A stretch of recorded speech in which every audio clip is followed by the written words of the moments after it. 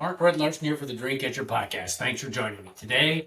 Um, it's kind of a continuation of last week's podcast, last episode's podcast of the Dreamcatcher.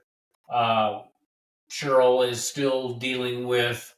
Um, they haven't figured out. I mean, she's getting good checkups. Great MRI. Um, the mapping yesterday went great.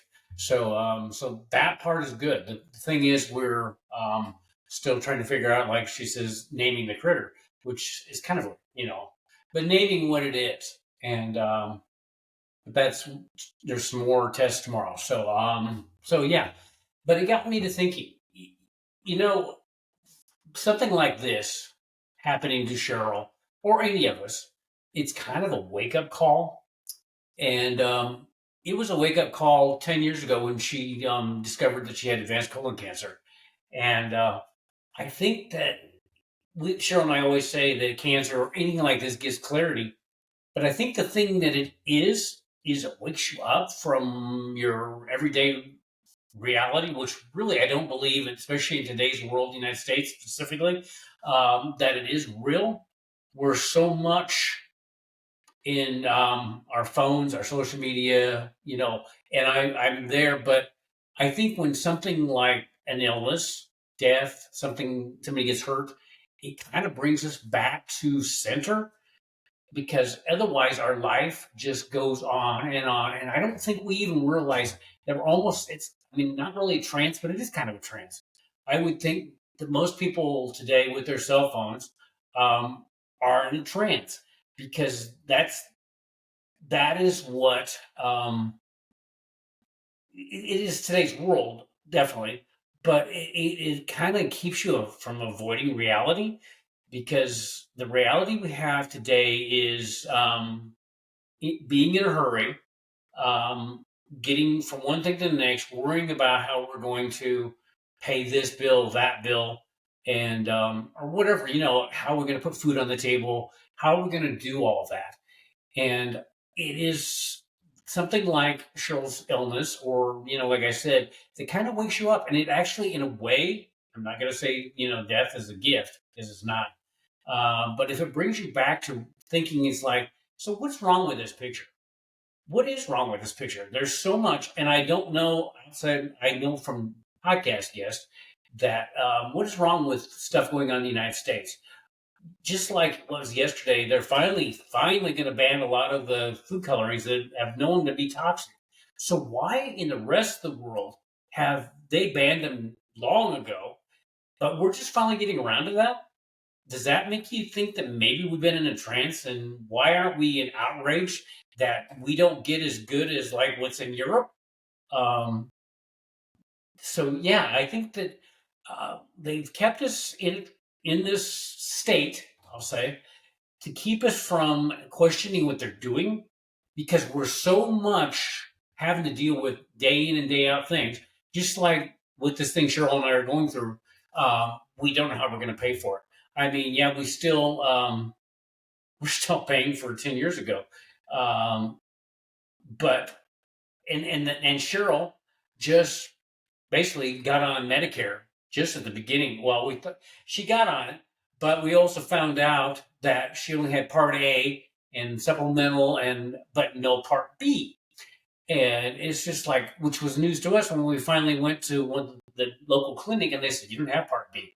Well, we assumed that we did, and they said we didn't, and we didn't. But why does the government make it so difficult? I mean, we have resubmitted to do a Part B. We're still not sure after much time dealing with them.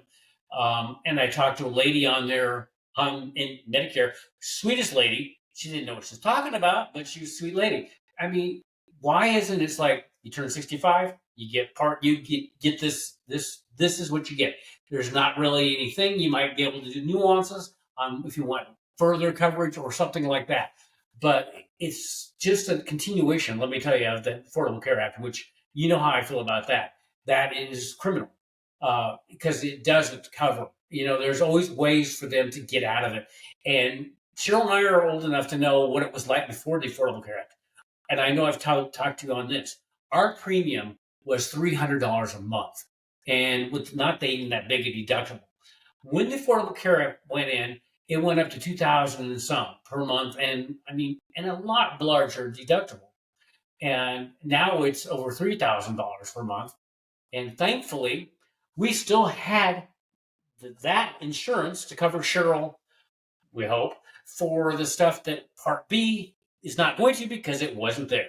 So don't you think that when they keep you having to keep so many balls in the air, that there's a reason why they're doing that?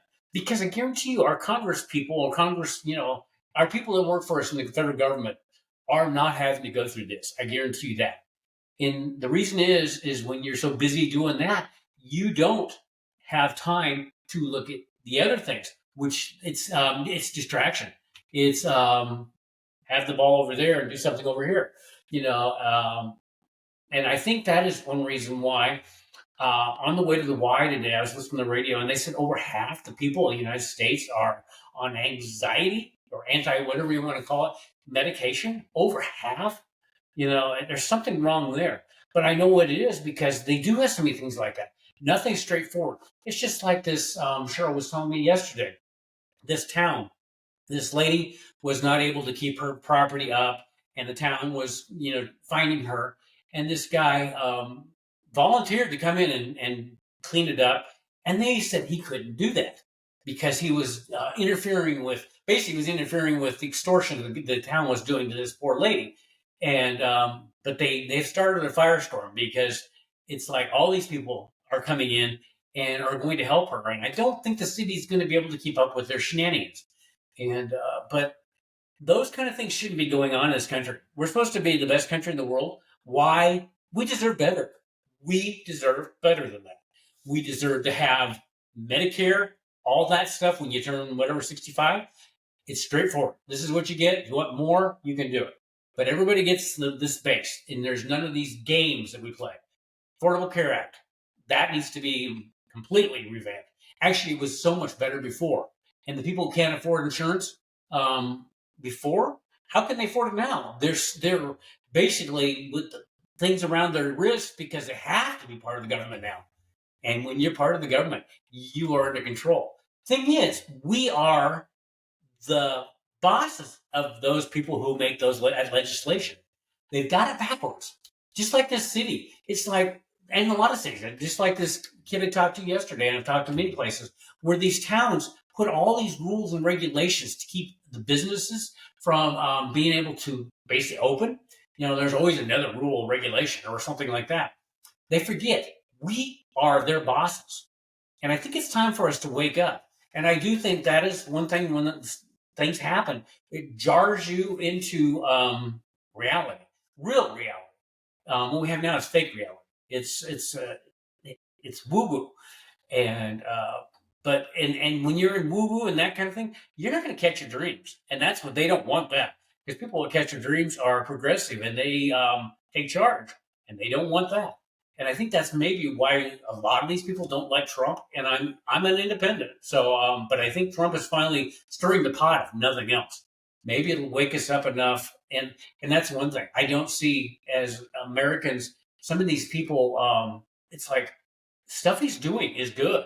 I don't care if you like Trump or not. I don't care who's doing it, as long as he's getting a job done. That should be the priority. Whether you like his personality or whatever it is irrelevant. He's doing the job. And I've said many times, I think that the party system should be dismantled. I think there should be no Republican, no Democrat. We are Americans, and when you separate yourself between those two factions, another thing to keep you distracted. It's like you're so, I'm gonna, those Republicans or those Democrats, and instead of being American and pulling together, you're being distracted. You're being played. And I don't know why people in this country, I think we're starting to wake up, but I don't understand why you're not seeing it. And whether you don't like the Republican or the Democrat, that's the way this country works. You live with the person that got elected. You don't act like a 2-year-old. And I think sometimes 2-year-olds are acting more mature than some of the people today. Uh, and, if you don't like it, too bad. But you just need to make sure that don't and I don't I very rarely listen to the news. I'm very picky where I get my information because the news and in general is put on there to sensationalize it. So they sell papers, they have people viewers, and woo woo again. So why would you even with a? I would take it with a grain of salt because they don't have. They're not being genuine with the reason why they're not giving you the news the way it should be. Probably the truth. They're giving what will get their viewership and get people riled up because riled up people always watch the news, and that's why. Why do you think they have news on NBC from what? It's almost all morning now, and I think it goes into the afternoon. If it wasn't for that, when I was growing up, it ended. There was 2 hours of today, and then it ended up having other programming. So we really have that much more news? I don't think so. But I think we're just being more manipulated. And I'm glad the thing with taking the coloring and the artificial colors out of food is a start. But we need to, as a country, we need to say who's doing the best in the world. Let's up there. Let's show the world how it's done instead of being at the bottom of the pile. Because right now we're pretty embarrassing, and I love this country. But the way this is going, and the people infighting and everything else, that's one reason I will turn off anything with any political thing. And I actually, the Democrats, not all, in Congress should be ashamed of themselves. That thing that it's just, they should be ashamed of themselves in general.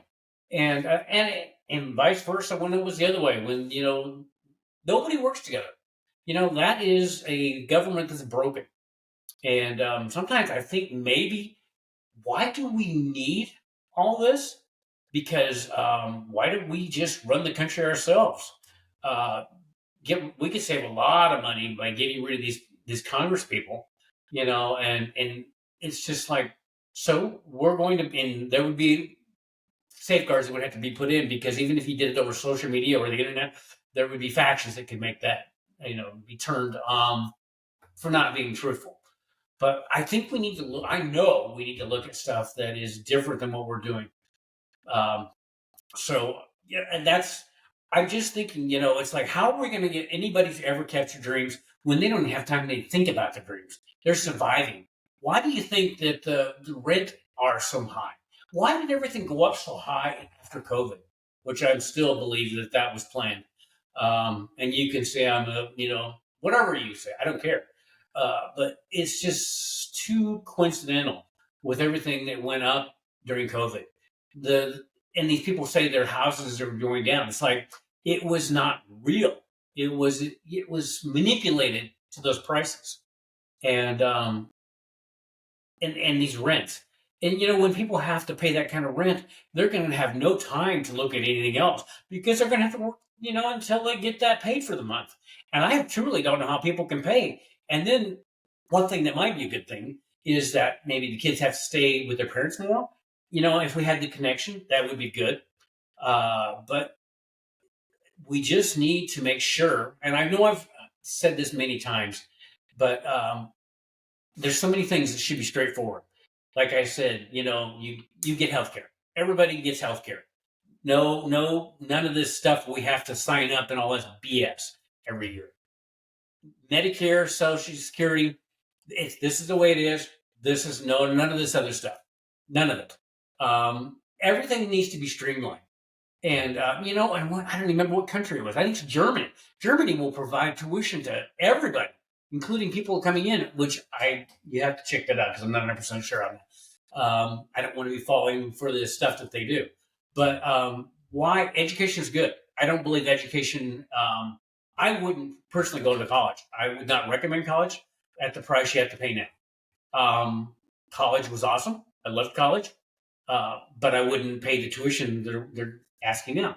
And I think the government needs to get out of a lot of things. Education, college education, they need out of there. Stuff like where they're saying that we have to have these start stops on the car. Not their place. There's so many areas that we did not tell them that was their job. They just gave themselves a job, and it's like, I think you can go. Bye-bye. And there's a place, but it has been so grossly, overdone. And it's basically strangling this company or this country, I should say, and company if you want to be in a company in this country. Why do you think it's so hard for people? It's hard for people to start. I was talking to um, two people this at noon today when I was having lunch, and how much stuff that goes on for rules and regulation that keeps everything that needs to go forward basically at a standstill until they can do it, and it's so wasteful, the time and money that is going towards that. And like I said, it's keeping those politicians or whatever you want to say in a job. And I don't know, but yeah, I just think that I can see why there's over half the people in the United States having anti-anxiety, easy for me to say, medication, because they've got you so wound up. You got you wound up tighter than a drum, which is a weird saying, but you don't have time to think, and all you have time to do is worry. And that stat really shows that. And when you're worrying, you're sure not going to be doing the rest of the stuff because you're going to worry about whether you can keep the power on, when you can pay your medical bills, when you can go to the dentist. I know more people that have worried about going to the dentist because I mean it's getting as bad as medical things. And they always put insurance in there. And as soon as insurance gets in there, then everything skyrockets, and then it gets to the point where you can't do it without insurance. Isn't that convenient? So, but it's just like, no, this is what it's going to be. It's not going to be all this that we have going on in this country anymore. We did, like I said, we as the United States public people deserve better. And I think it's time that it's past time. Start saying this, we deserve better. And, if you don't do it, you're out. So, because we elect these people that go to Congress, and really, what do they do for us? I would like to see them have to report to us what they've done. And granted, I know it's tough, but I think more state, local level gets more done than the federal ever does. And I'm with Trump. Why do we need an income tax? We didn't have one before 1913. If the country went that long without an income tax, I think we could probably do it again, and get rid of a good share of these rules and regulations. Yeah, I mean, there's some that are really good, but it's strangling, the companies in the country. And it also keeps people, it's like, am I going to break that rule if I do this? I can't do this, because I might get fined. And you just have to finally just say, I don't care. And that's where Cheryl and I got on, when she had cancer. We weren't able to pay those big bills, exorbitant bills. The one where she had Neulasta shots that were with the injection, because it was $1,000 to get the shot, were $11,000 a piece, and she had 10 of those. You tell me that is not corrupt? Um, and then the hospital was like 85,000, and then with the insurance we got it down to 25,000. And that may seem cynical, but I'm past tired of this. We deserve, like I said, we deserve better, and we must get better because otherwise, why would anybody stay here? I mean, there's so many other places in the world that are doing it better. And if we're supposedly number one, I don't think so. I think we're quite a ways down the list from what is actually being done the best in this world. And I mean, like I said, I love the United States. I love it. And that's why I'm doing this podcast. I want people to wake up. And when you jar yourself awake, stop watching TV, stop watching your phone, and start looking at what's actually going on. You do the research rather than believing what is on the internet. Because I can tell you, you have to be careful. Because especially with AI, another thing I can't stand. Well, I take that back. I can AI is good when it solves a problem. When it makes people look better than they are or not like who they are, there's a problem there. And I've been seeing these posts where it showed a car accident. It said 38 people were dead. And it was obviously AI. It's like, so when you're telling people that, this happened, and then it's like eventually they're going to say, well, I'm not going to believe anything. That's a bad place to be because if you don't believe anything, I mean, how's that work? That's not going to work for you very well. So, No, and I've been seeing a lot of AI generated things, and I there's got to be some. There's going to have to be something done with that because anything that's on AI that is not doing something that I think is going to be good, I block. I'm not a fan of AI. It does help me with this Riverside. I can write all the copy and everything for this podcast episode, which is awesome, and that does make me look better than I am.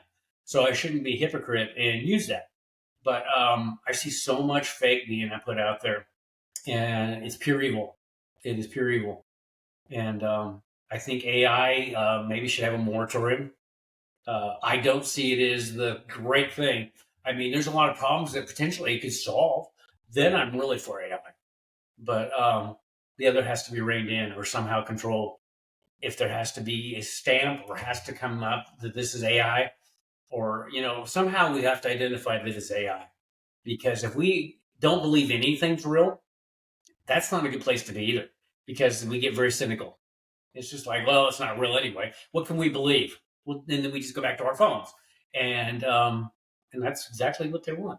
Because when you're on your phone, you're not paying attention to what's going on, and they're pulling more wool over your eyes, and you're not going to catch your dreams. You'll be having them. You'll be joining the people that are on their drugs. So and and that may seem cynical, but I see the writing on the wall, and I don't understand. I like having conversations, but I don't understand, especially this younger generation. There's not, I mean, not always, but it's just like they're using the phone as a deterrent from having to do interactions and connections. And like I said the other day, that grandpa, he was going to take all the phones at Easter away from his grandkids. The phone is a tool. It is a tool that I use, but it's nice when I'm not around it. It's actually refreshing, and I know I've said this before. We are social animals. Humans are social animals. We need the interaction. When we do not have the interaction, we have depression. We have anxiety. We have numerous ills that go with not having the connections, and that's why pretty much anywhere I go, and Cheryl will attest to this, I have connections with people. When she was at the doctor yesterday, I talked to this awesome dude that his wife was gardening and she detached her retinas by bending over. And then today, when I was actually at this restaurant, I was sitting up at the bar and I had a conversation with two really nice guys. And people are searching for connection. And if you think you're going to get away from the connection with the phone, it's not a connection. It's an electronic machine that gives you some interesting things. Yeah, I don't deny that, but I also don't deny that you're going to have connections sometimes, because in this world you still have to have connections to really move forward.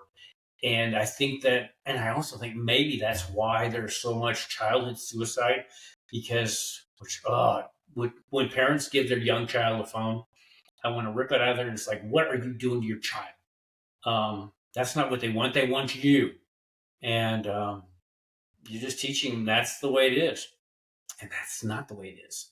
And yeah, but I can't knock them, because many times they don't know better either.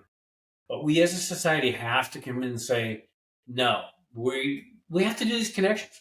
And that's why these podcasts, I always do them as like a having a coffee or a tea or whatever. I want that realness. And that's why I keep doing them. And I have been talking to a lot of people in the last few days for podcasts coming up. So you won't have to see me just doing these by myself. In fact, I think I'm doing two tomorrow with this awesome guy that's helps.